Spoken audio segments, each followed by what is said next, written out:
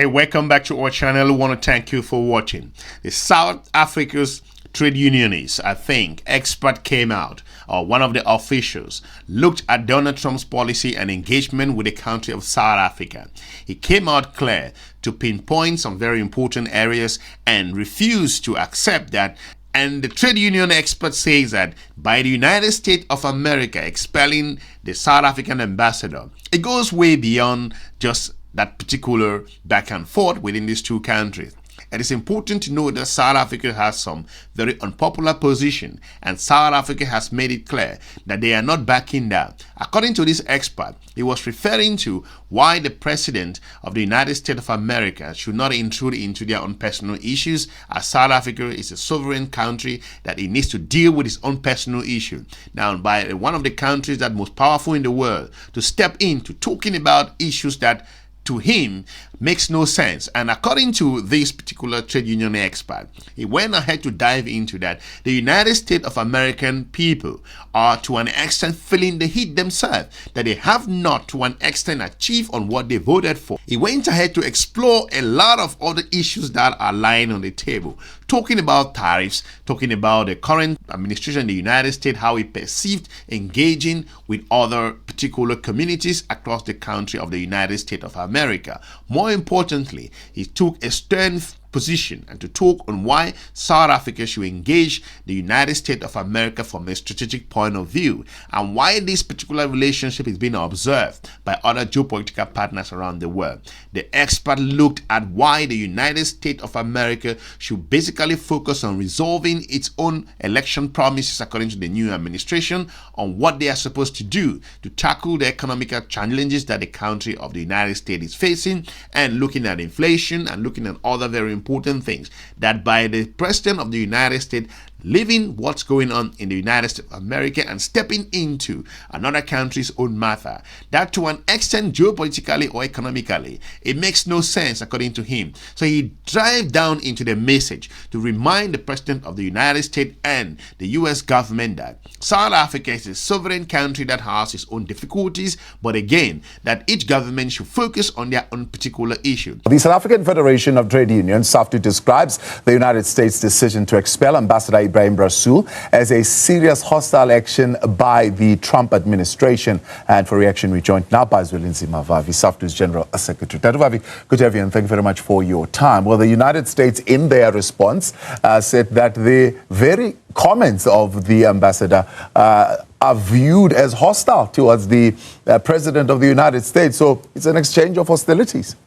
Well, firstly, let's once again, on behalf of SAFTU, reject in totality the decision of the United States Secretary for International Affairs, Marco Rubio, and as well as the President of the United States, Donald Trump, to expel the ambassador of South Africa and to declare him a persona non grata in that country. This is have no reason whatsoever that they can stand and explain, except to hide behind the nonsensical statement that he hates America and he hates its leadership. That's not the case. If you have listened to the interview, the input that Ebrahim Rasool made to the Mapungubwe Institute, it's quite clear that he was analyzing a phenomenon, the rise of a white supremacy tendency in the United States of America's politics, led by Donald Trump. And if I was him, I would have said that there is a rise of neo-fascism. Neo-fascism is nothing but an extreme kind of narrow nationalism, the extreme mobilization of society against the migrant workers from other countries, extreme sentiments against Islamic nations, against African nations, as you could see from in terms of who he is banning in line with these presidential orders. But Donald Trump would say he's been given overwhelming mandate by his people, his constituency who voted him in power to exercise that power and to put those policies in place. Exactly, which is the regrettable part, that the black people are only realizing now what they really voted for. The workers were promised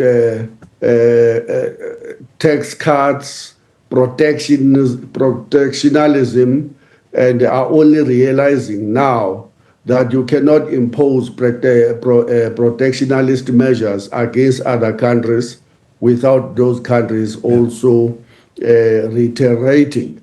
And America, no matter how powerful, and the fact that it is the biggest economy in the world, doesn't make it not vulnerable to counter actions by Europe, by Canada, by Panama, the rest of the Latin America.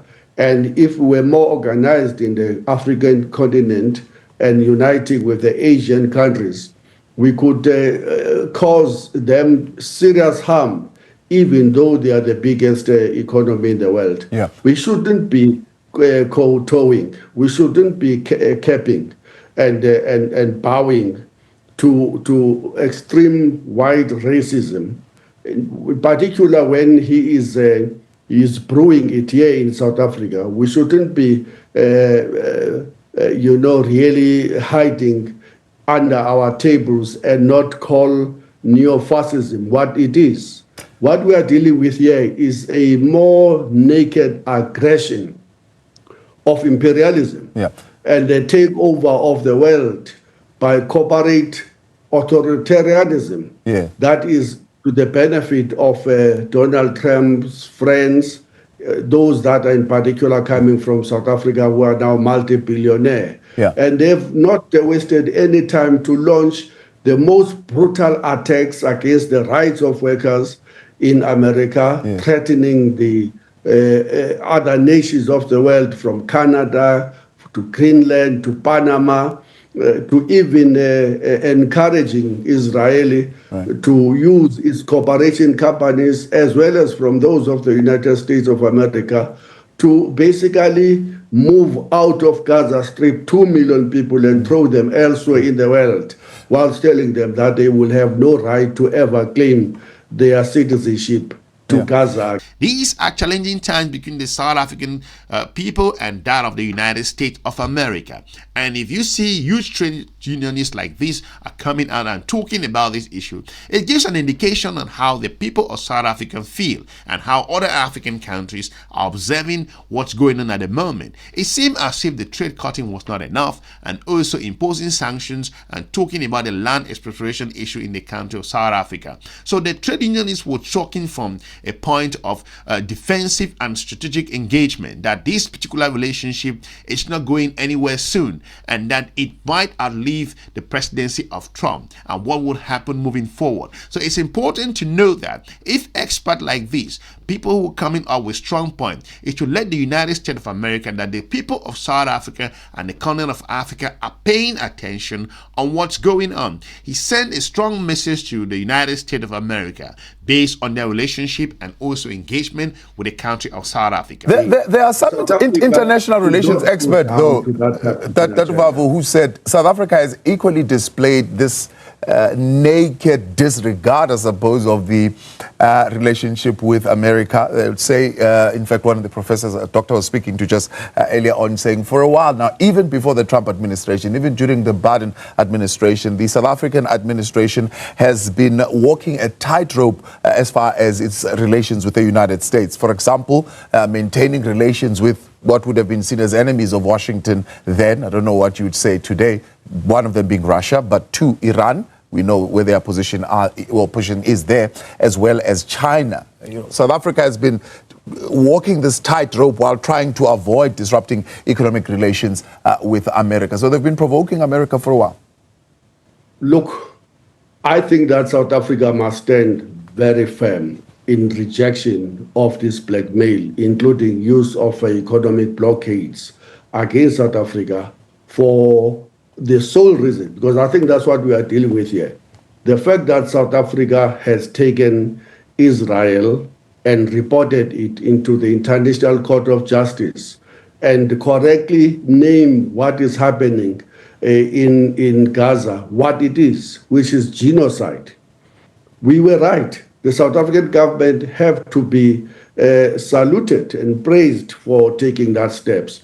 This is what we are really paying for. So when they say we are antagonizing it because we are seen to be friendly to the American enemies, they mean that we have taken the racist, Zionist, apartheid regime of Israel to the International Court of Justice. That's what they mean. Of course, I'm also uncomfortable, and I guess SAFTU will be if it was to debate this matter, with South Africa's cozy relationship with Iran. Look, Iran may be displaying anti-imperialist, anti-America, anti-economic blockades that America has been advancing to beat many countries into line. But we should not go into the trap of, well, whoever who's anti-America must be automatically our friend. It doesn't work like that.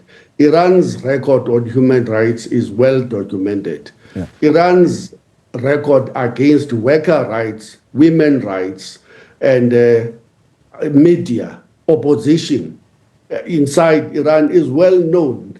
And we should, we are forced to cooperate with any other country as we are forced to cooperate with America.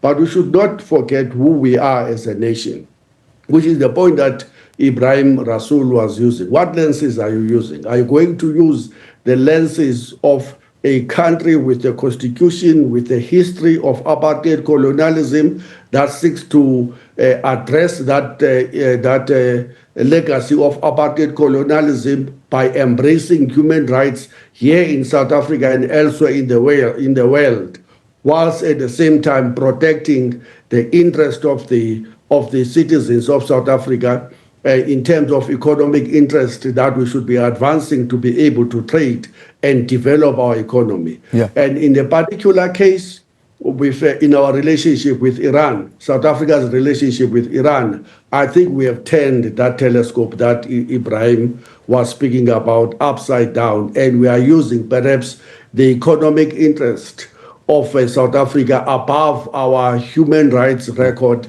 as reflected in our own constitution's Bill of Rights. These are difficult moments in the continent of Africa as we observe how Egypt and also a number of countries across the continent of Africa are feeling the pressure based on aid cutting and suspending a number of particular programs looking at the United States of America's support in these particular countries of the continent of Africa. So this particular individual talked on a variety of issues that are essential, that are relevant with regards to their own position, and to an extent he called out the United States of America's government's own position on a lot of issues that the United States of America should be dealing and solving the problems of the United States of American people. So these are important stuff that is relevant with regards to how the US perceive other countries.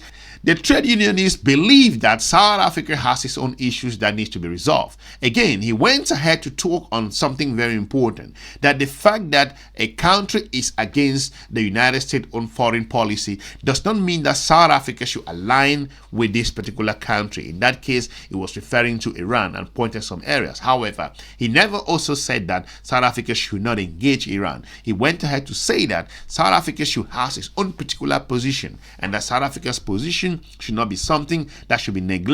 He also talked about the ambassadorial issue that happened around the Simon Town. He said that that particular issue in Simon Town, where according to him, the South African government was accused by the United States of American ambassador in their country with regards to their relationship with the country of Russia. We should not beg, we should not go with care. But should South Africa be in a hurry to send an envoy to the United States to, I suppose, affirm this very positive relation that we have between South Africa and the United States, according to Minister Lamula? Look, we do need a relationship with the United States of America. This is our second biggest trading partner. This is where we are sending most of our manufactured goods, meaning that most of the jobs that South Africa has is owing to our trading relationship with America, and we are not at all advocating for an adventurous move or arrogant or whatever. But in doing so, we've got to draw some line on the sand. We shouldn't be hanging Ebrahim Rasool and on the fence. We should say to the United States, you have an obligation to explain to us why you are dismissing our ambassador. And you cannot dismiss him because he holds particular views that you cannot debate with him, because you will be found wanting that indeed every step that you have taken since you were elected into the presidency smells racism, smells white supremacy, is anti-black, is anti-Islam, Islamic communities, is anti-migration, is bullying other nations of the world, including it is promoting and it is arch-imperialism. If you look at what they are doing to Panama and threatening to take it over, if you look at what they are doing in Gaza and threatening to basically displace 2 million people.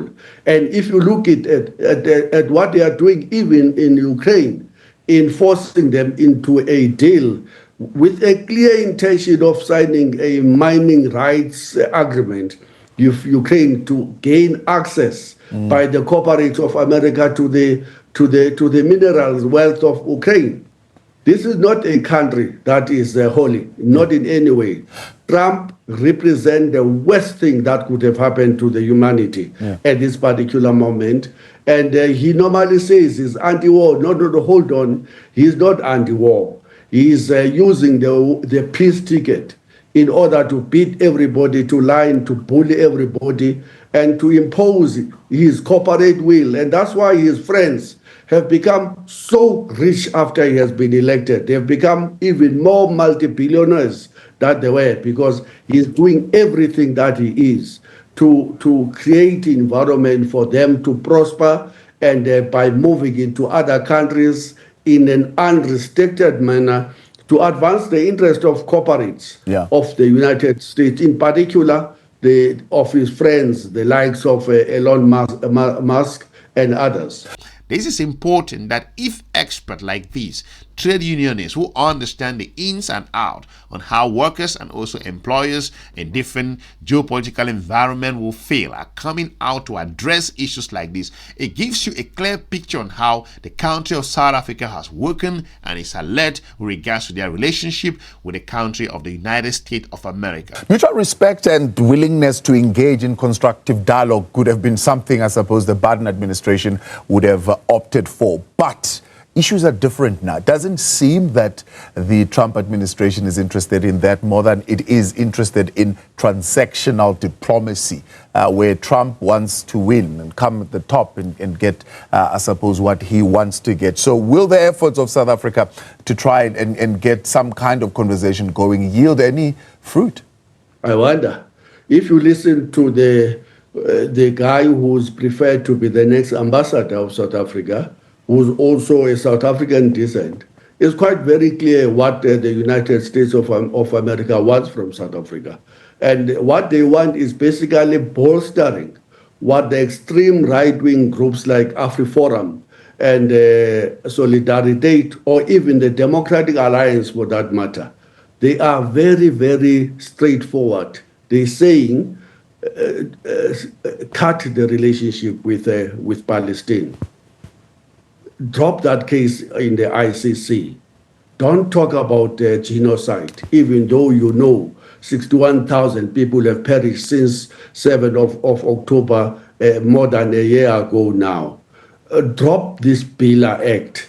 Don't talk about the access of black people into the Afrikaner school so that they too can have their languages protected. Stop any talk about expropriation without compensation.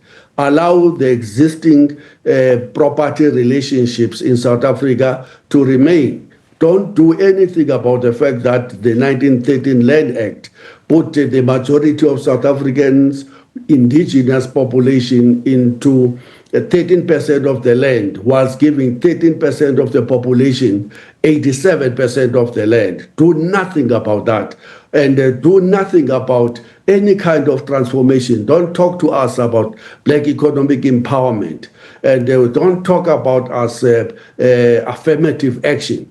Drop all of that. And that's exactly what, by the way, they are doing in America. They drop all of that. Don't talk to us about labor rights and protection of the environment. Just allow corporates a further power to do as they wish in the name of development. If you bow to our demands, then we will list you again to the to our good books, or to the books of the good boys in the African continent. But as long as you are still talking about this transformation nonsense, they call it, we are going to bully you, we are going to promote AfriForum, we are going to expel your ambassador, we are going to bully you into submission. I don't think that South Africa is so powerless that it must admit to that kind of blackmail. It goes back to the point that I was making to some shortcuts on Friday in my talk, to say the reason why we are fighting ourselves here is because we allowed the existing economic interest to remain intact, to retain their interests that were accumulated through apartheid and colonialism. And in doing so, we have fed the very root of racism, and including imperialism. And that's what we have done. Had we nationalized these mines, had we not privatized ISCO and Sasol, had we retained our ability to develop the steel and to manufacture our minerals in South Africa, beneficiate and building secondary industries? Have we prioritized economic relationships with the Southern African region and the rest of Africa? Had we prioritized developmental relationships with the rest of the South, Latin America and Asia, that is going to be beneficial to all of the parties involved, we will not be finding ourselves where we are with the cap in power. Tata, let's leave it there. Much appreciated. Thanks for coming on. Zwelinzima Vavi, SAFTU General Secretary there, responding to the expulsion of Ambassador Ebrahim Rasool.